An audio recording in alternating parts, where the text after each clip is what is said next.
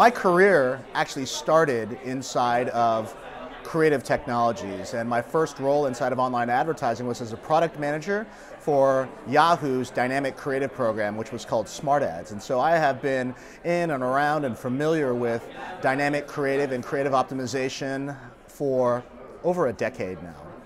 And what's interesting is that it's very, very gratifying for me to see that for the first time we actually seem to be at the tipping point. Because for many, many years, dynamic creative and creative optimization took a back seat to media optimization.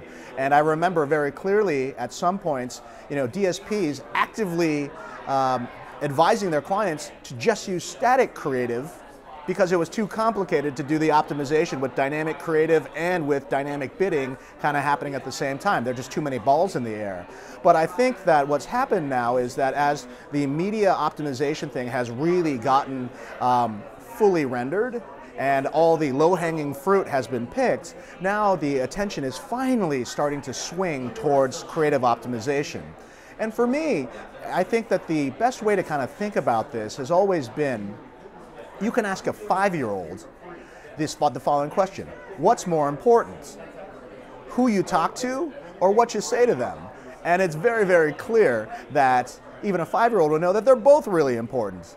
But as an industry, we've been focusing much more on the targeting, the who you talk to, as opposed to what you're saying. And so now we're finally getting to a point where we can use technologies in order to hone that message, which again is not going to be the same for everybody, but instead is going to be this message for this person and a second version for another person. And there's an entire sort of optimization process that has to happen when you use dynamic creative technologies to expose billions and billions of different variations, and then you use experimental techniques and optimization techniques to figure out in real time which one goes to whom. Pete, so you're very involved, your company is very involved with in-housing on a global scale, and I wanted to ask you about the creative part. Sure. We've heard a lot about it here. It seems that the majority of the in-house capability is creative at this point. Of course, it's changing. But I wanted to ask you about your thoughts about nurturing creativity in an in-house agency, and sort of what are the opportunities around creating the culture, recruiting, and sort of making it work in a really successful manner. So I think that the in-house creative teams are doing a fantastic job of moving things forward, especially when they use the insights that the first-party data, right, those internal enterprise insights that are only available to employees of a company and are very rarely available to folks that are outside the four walls for security and privacy reasons. I think that they're at their best when they're using those advantages that only they have.